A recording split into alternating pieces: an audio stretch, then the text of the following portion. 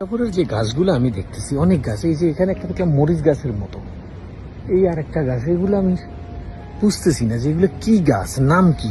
আবার প্রত্যেকটা গাছের মধ্যে দেখলাম যে টোকেন লাগানো আছে।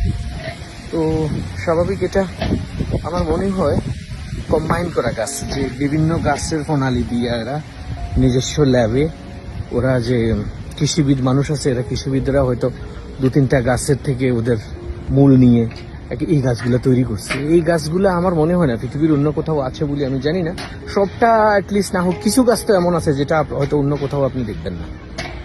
কারণ যা আমি ফিল করতেছি কিছু কিছু গাছ কমন আছে, যেমন এই ফুল গাছ, এগুলো আমি দুবাইতেও দেখছি, এগুলো আছে, দুবাইতে আছে। কিন্তু কিছু গাছ আছে যেগুলো দুবাইতে দেখা না, দুবাই কি আমি এমন আমাদের বাংলাদেশেও কিন্তু আমি এগুলো দেখিনি। এমনও গাছ, অনেক গাছ আছে এখানে।